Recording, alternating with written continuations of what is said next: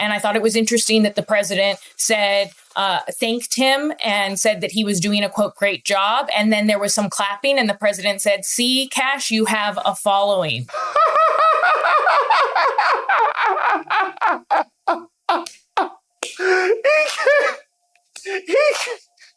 See, Kash, not everybody hates you. Look at these people that was just going to clap when I paused, no matter what I said.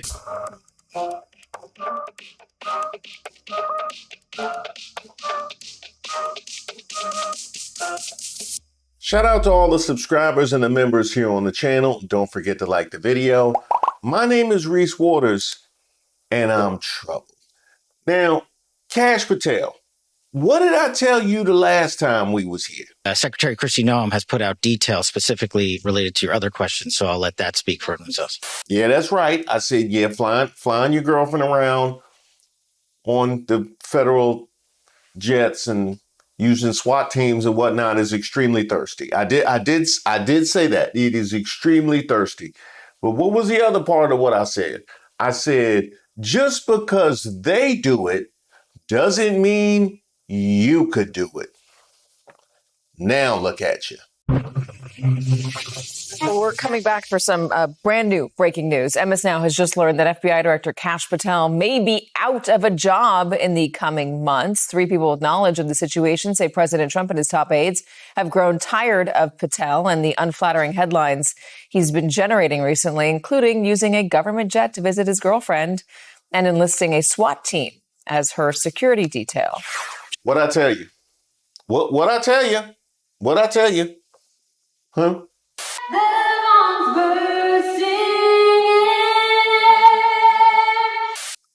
I know she sound better than Laura Trump. I know she sound better than Laura Trump when she sang, but that ain't gonna put no money back in the taxpayers' pockets. I can tell you that right now.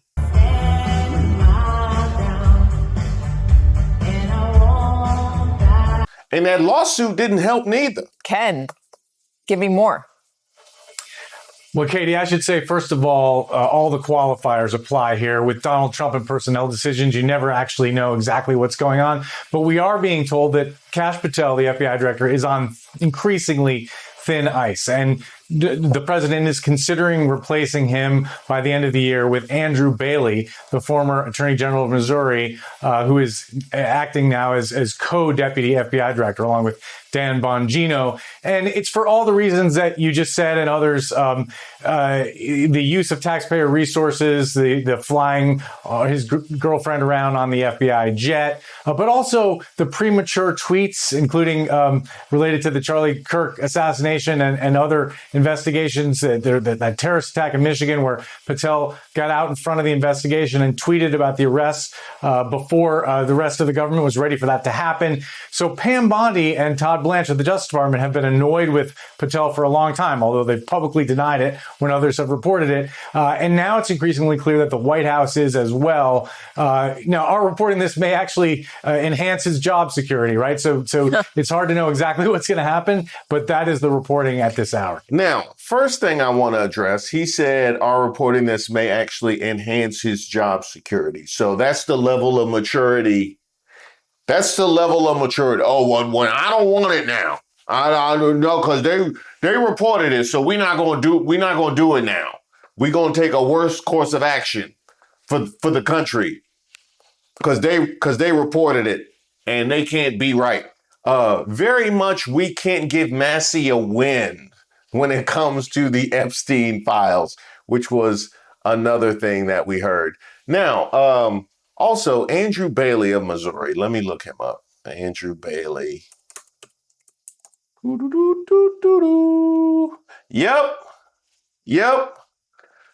Looks about right, Kash.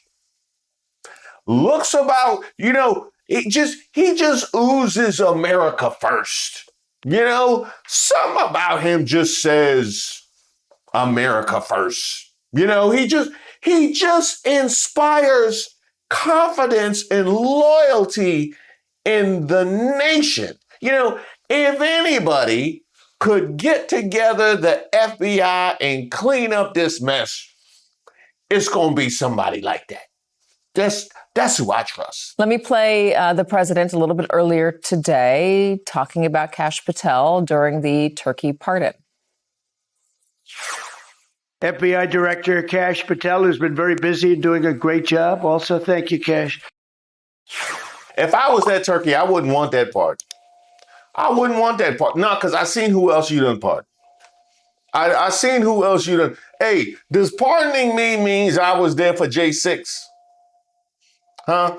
Does it mean I was involved in some kind of white collar embezzlement scheme? Because all I did was be born a turkey. I don't deserve to be cast with the dregs of white collar crime. I don't. That turkey didn't deserve that. Look, a Trump pardon is nothing you want on your jacket. I can tell you that right now. Was that scripted? Was that always intended to be there, or was he responding to a question, Laura? Look, I will say that right before we went out there for that turkey pardon, I had asked the White House for comment on this story. And so because sources had been telling me, those that were talking to Carol and Ken were also telling us that essentially this ouster could be closer than ever. And part of that is because Andrew Bailey would now be able to take that role after reaching this 90-day requirement for being in that position. And so the White House had responded to me right before this event started. White House spokesperson Abigail Jackson, not denying it outright, not calling this false, but she did say that the FBI Director Patel is a critical member of the president's team and that he's working tirelessly to ensure the integrity of the FBI. That's what Abigail Jackson, the White House spokeswoman, said. And then after that, I went out there for the turkey pardon into the Rose Garden. And I thought it was interesting that the president said, thanked him and said that he was doing a, quote, great job. And then there was some clapping and the president said, see, Kash, you have a following.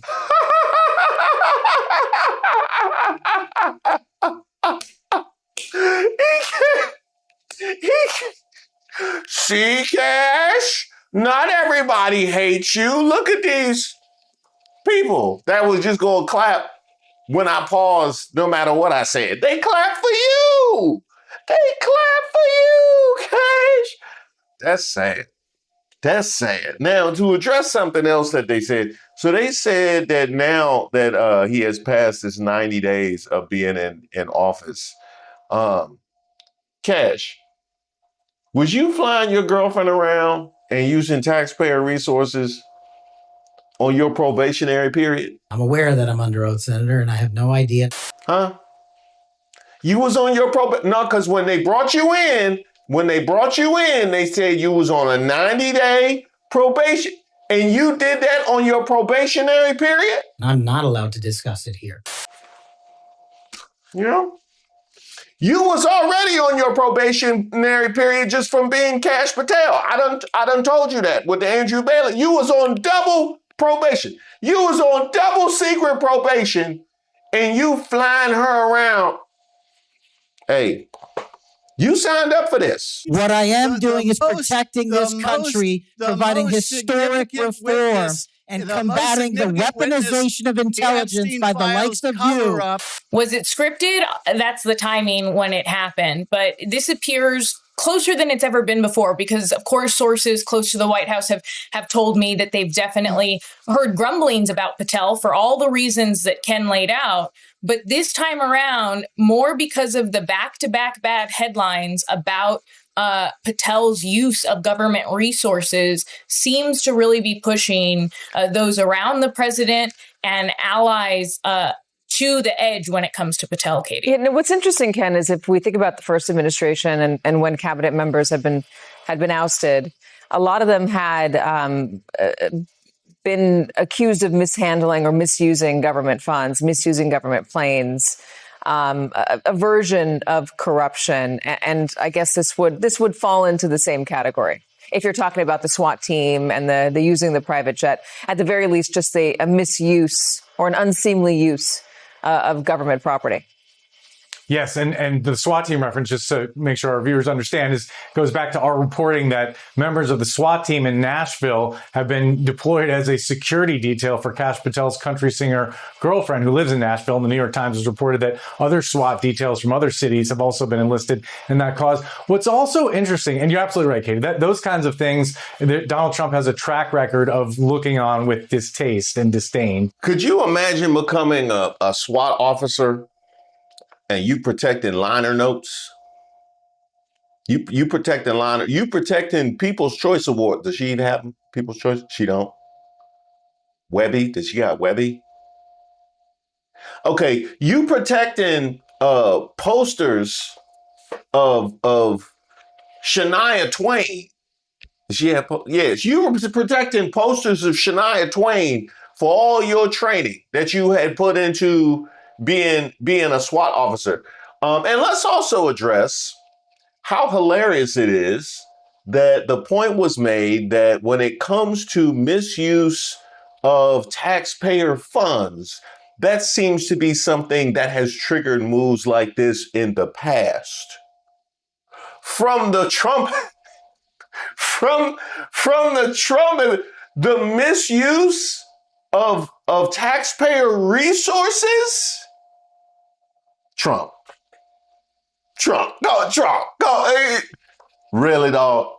Really, dog? What's also interesting is that Kash Patel is under fire from MAGA activists for things that probably our viewers are not paying attention to. There's a series of conspiracy theories, for example, about the January 6th pipe bombs. That case remains unsolved. A lot of people in the MAGA world have these unfounded beliefs that somehow the government was involved, that the FBI is covering up. And Kash Patel and Dan Bongino have not been as forthcoming as these people would like about that case. So they're mad about that. They were also angry the other day when they essentially leaked a story to Fox News, or did an interview with Fox News, and laid out their findings in the assassination plot against Donald Trump, and essentially said the guy acted alone. There's no larger conspiracy. That runs against a lot of conspiracy theories that are percolating in MAGA world right now. And so it's a really interesting dichotomy. You have, so every current and former FBI agent I've ever talked to has absolute disdain for the way Kash Patel is running the Bureau. But then you also have the MAGA right that's not happy with Kash Patel. That is correct. The MAGA right is definitely not happy with Kash Patel. We've seen their frustration. What were they doing there? When did they leave? Who are these individuals? I don't understand. Kash Patel, tell us about this flight. Tell us who was on it, okay? But it gets more personal than that.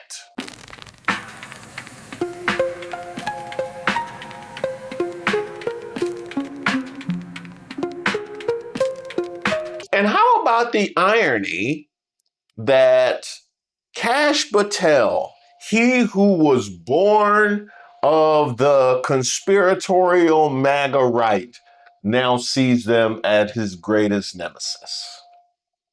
You hate to see it, but more than that, you love to see it. And Laura, who's Andrew Bailey? He white. He white. That's all I know. Give us a little bit more on him.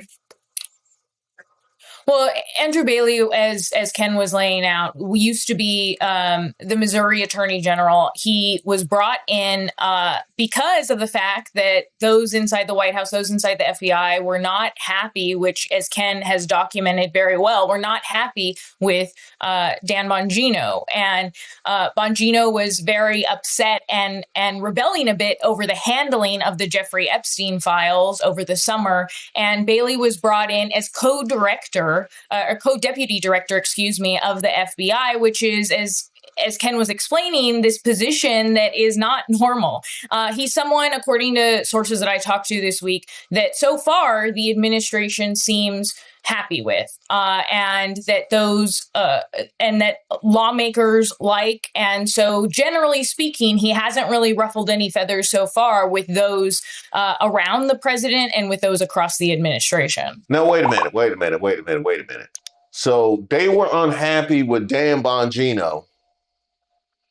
So they brought in Andrew Bailey to a position that hadn't previously existed to hold his hand and to oversee what Kash Patel was doing. Let's just get a look at all the players involved. So they brought in they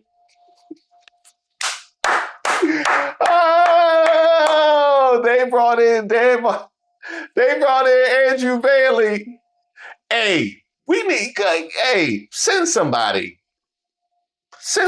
in to see what they doing over there.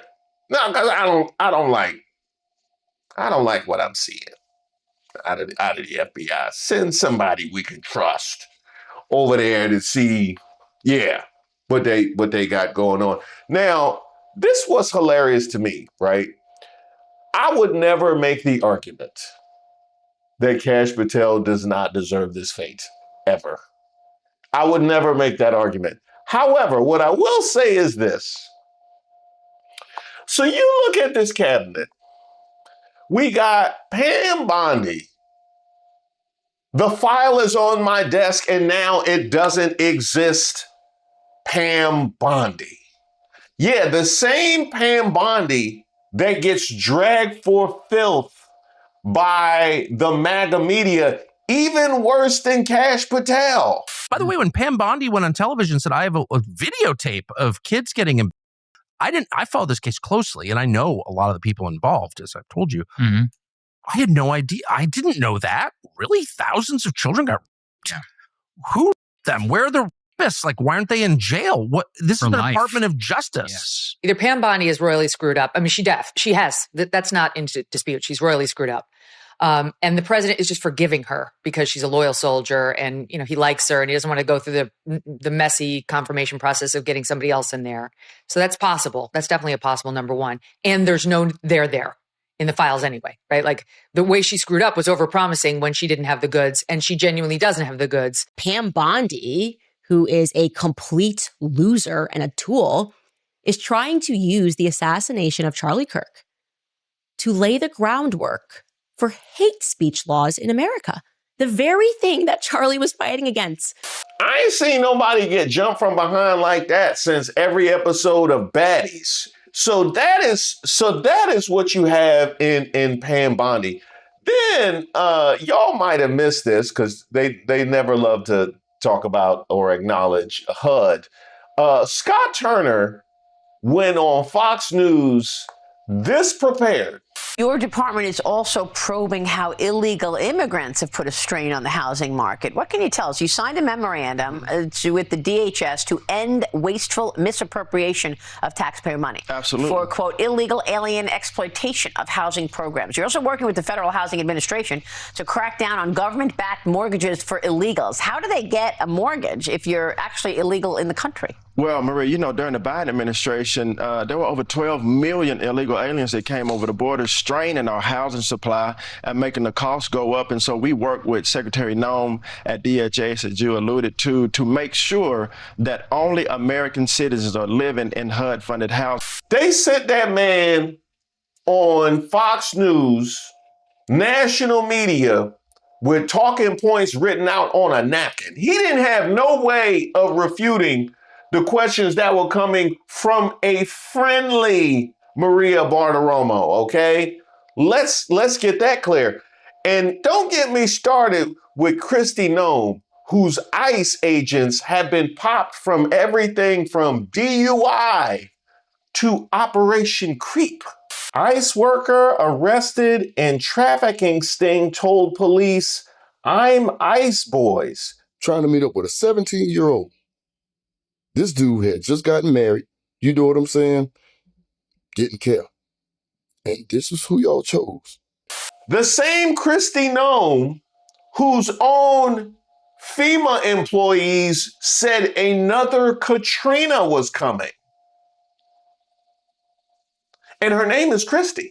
About 180 current and former FEMA workers who essentially say that this overhaul of FEMA that we have seen at the hands of the Trump administration in recent months really is rolling back a lot of the changes and what they see as progress over the past couple decades. They point to a couple things specifically. We talk about FEMA's autonomy. Well, we know Homeland Security Secretary Kristi Noem, whose department oversees FEMA, she's implemented at least one policy that essentially says any payments, any grants, contracts over $100,000, they now need her approval. We saw it hamper FEMA's response during the Texas floods. There was a lot of concern that that is violating the changes that were put in place after Katrina, that FEMA is supposed to have autonomy. And yet we're seeing the DHS secretary say, no, you go through me if you want to spend a serious amount of money, even during a disaster. Then there are questions about FEMA's leadership. Acting Administrator David Richardson came in with no experience managing natural disasters, appointed in May by Secretary Noem.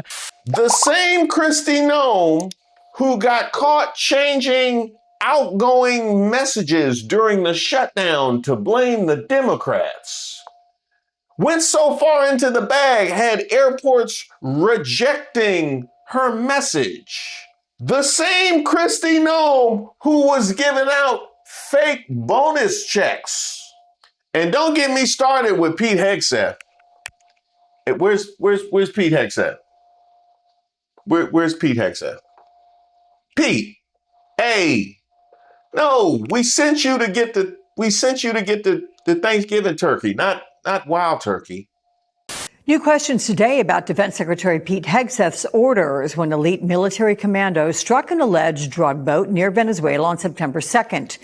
News reports suggest the military launched deadly strikes on two men who survived the initial strike. MS Now has not independently confirmed that report. I don't know if I believe that at all, because we're doing alleged sources. Nothing has been verified by this. We do know that a survivor that did survive in later attacks was picked up by the United States Coast Guard or Navy, I'm not for sure, and was sent back to his country. And we keep talking about something that's alleged. It's alleged. If, in fact, we are in a declared war, and the White House is very contradictory on this, they claim that we're not. But if we're not, then what we witnessed was just a garden variety murder. You cannot kill combatants who are no longer a threat. You cannot execute people. Nothing bad can happen. It can only good happen. Well, come on back. Now, hey, make sure you dress up a bit for the airport, because that's what Sean Duffy said. Sean Duffy said everything will take care of itself if we all dress up for the airport for holiday travel. Americans are preparing for the busiest travel season of the year, and the recent government shutdown has led to a wave of flight cancellations that continue even after the government reopens. But do not worry, because Sean Duffy has an idea that is going to fix American air travel once and for all. Listen to it. I would encourage people to maybe dress a little better, which encourages us to maybe behave a little better. Let's try not to wear slippers and pajamas as we come to the airport. People dress up like they're going to bed when they fly. Dress up, bring civility back to travel. Let's maybe go back to an era where we didn't wear our pajamas to the airport. We actually might dress up a little bit. How I dress, I can't blame it on anybody else. I made that choice this morning when I came to the airport. Yes, that's definitely the problem. People shouldn't be so comfortable when they go to the airport. Thank you, Secretary Duffy, for really just getting to the bottom of that for us. I have an observation. So one of the things that you always say is make sure you have somebody worse in your crew, so you got somebody to point to. Well, that's that's Kristi right there. I guess he figured, as long as they're going to get rid of somebody, it's going to be Kristi first. And that gives me an opportunity to shape up and fly straight, as straight as Kash Patel can fly. I'm not surprised that you continue to lie from your perch and put on a show so you can go raise money for your charade. You are a political buffoon at best. Well, first you have to keep in mind is they done already sent you a warning. Okay, we've already been here with their past unhappiness with your performance. And we know they love to leak. That's number one. Number two, we've seen specifically how the America First wing of MAGA seems to have a particular problem with you. Yeah, we've also seen that, which is something that they would respond to. And we saw the groundwork be laid for how they would handle such things with Vivek and DOGE, did we not? Yeah, they gave that man a box, didn't even give him the full 30 minutes. They gave that man 15 minutes to collect his things and get to Ohio. People are saying you didn't get along with Musk. What happened there? I think that's incorrect. But what I would say is we had different and complementary approaches. I focused more on a constitutional law, legislative-based approach. He focused more on a technology approach, which is the future approach. No better person to lead that technology, digital approach than Elon Musk. But when you're talking about a constitutional revival, it's not just done through the federal government. It's done through federalism, where states also lead the way. So I'll have to be saying more on that very shortly, Jesse. All right, so Elon didn't fire you. We had a mutual discussion, and I think that I wish him well, and we're on the same page. Wrong. And what I heard was they made him send the box back. After he got to Ohio, he had to send the box back because that was federal property. And then they packed up all of DOGE in the same box that Vivek had collected his things. Oh, don't think we missed that. For all intents and purposes, DOGE is done. The Department of Government Efficiency as an actual entity within the federal government is no more. That's according to the government's top HR official, who confirmed over the weekend that 8 months ahead of the date it was supposed to wrap up under the executive order that created it, DOGE is over. So let me get this straight. The institution that was supposed to revamp the federal government, that was supposed to be one of the big innovations of Trump 47, quietly packed up months before expected. I'll tell you this, Trump, I know you like to be resistant, but that's quite a capitulation. That's quite a capitulation. Not unlike Epstein. It must be the season now, is it? It must be the season. So I can't wait to see how they'll handle this. The White House has reacted to a report that President Donald Trump has been privately weighing whether to replace FBI Director Kash Patel as he and senior advisors grow uneasy with the steady stream of unfavorable coverage surrounding the bureau chief. 3 people familiar with the matter told MS Now on Tuesday that the president was considering the move, but White House Press Secretary Karoline Leavitt denied the report. The story is completely made up, Leavitt said in an X post to which the White House referred Newsweek. In fact, when this fake news published, I was in the Oval Office where President Trump was meeting with his law enforcement team, including FBI Director Patel. And there you see a not at all forced photo of Trump with Kash Patel. So Karoline Leavitt said the story is false and completely made up. That is the strongest confirmation you can get. That's the strongest confirmation you can get right there. That's almost as bad as the dreaded vote of confidence that a head coach gets from the athletic director. I would start packing. Karoline Leavitt said it's false. I would start, you know how she do. You know how she do. By the way, Karoline Leavitt, you have probably some other things that you should probably attend to as well.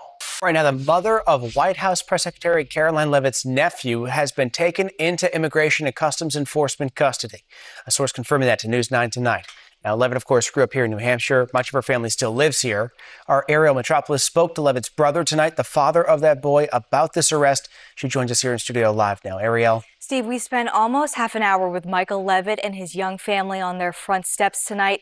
He didn't want to go on camera because he says he's concerned about his son's privacy, but he says he simply wants the best for him. The brother of White House Press Secretary Karoline Leavitt says he's most concerned about his son's safety and well-being after he confirms his son's mother is in ICE custody. Photos published on a GoFundMe site show Michael Leavitt's former partner, Bruno Ferreira, a source confirming she was taken into ICE custody in Revere, Massachusetts. DHS saying she's being held at an ICE facility in Louisiana. Michael Leavitt spoke to WMUR off camera on his front porch tonight, telling us that his son has lived with him since he was born, but Ferreira has maintained maintained a relationship with the boy. According to DHS, Ferreira overstayed her visa by 26 years and has a previous arrest for battery. But Ferreira's attorney, Todd Pomerleau, insists that she came here legally from Brazil under DACA and is in the process of getting her green card. Bruna has no criminal record whatsoever. I don't know where that is coming from. Show us the proof. There's no charges out there. She's not a criminal illegal alien. We're hearing that said about basically anyone who's not a U.S. citizen. Pomerleau says Ferreira is a good mother, agreeing with that same sentiment from Michael Leavitt that this boy shouldn't be caught in the middle. And his mom is locked up sitting in Louisiana where she should have never been in the first place. Now, Ferreira's attorney also says that they're going to continue to fight to get her out of custody. We were also in touch with Press Secretary Leavitt tonight. She declined to comment. Ooh, well, that's uncomfortable now, isn't it? That is pretty uncomfortable. What did you know and when did you know it? Hey, Kash, I think you might want to have a conversation, on your way out from the forced photo, just figuring out what all is going on. At the very least, you can get yourself some leverage. So, hey, don't say I never gave you nothing. And by the way, including that advice that I gave you about looking thirsty, you really, if you're not going to clean that up for the taxpayers' sake, at least clean it up for the city boys' sake. You out here looking crazy. Thank you guys so much for watching the video, and I hope you had a beautiful start to your holiday season.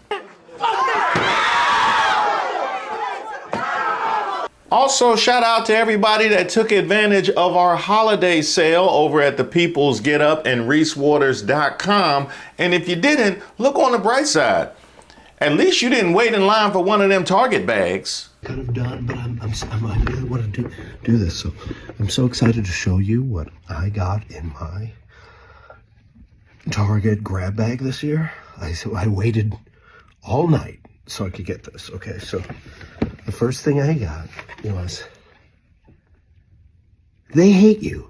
But there is good news to all my members out there. Be on the lookout for your discount code for merch, which will extend beyond the holidays. Finger licking good special. That's what I'm talking about. Also extending beyond the holidays, this malfunctioning administration. And sometimes I just can't wait for the whole process in order to talk down on DEI hires. So I'm going to roll out breaking news. Be on the lookout for those. The thumbnails will look a little bit different. I might look a little, no, I'm gonna look the same. I'm gonna look exactly the same. Oh, that must be some fan art. Hey, Reese, I watch your show every night. I love what you're doing and how you conduct yourself. Please send me your address so I can send you this picture that I did. See the attached. Thank you, Renisa. Oh, now look at that. No, that's me. That was me. It don't look, in the multiverse. In the multiverse, I'm a prince from Africa. Wakanda. Well, thank you so much, Renisa. I very much appreciate it. And to the rest of you, feel free to send me whatever you got to admin@reesewaters.com. But not perishables. Don't send me perishables. For that, you just donate that to Ray J. Yeah. Who get arrested on Thanksgiving? I mean, really?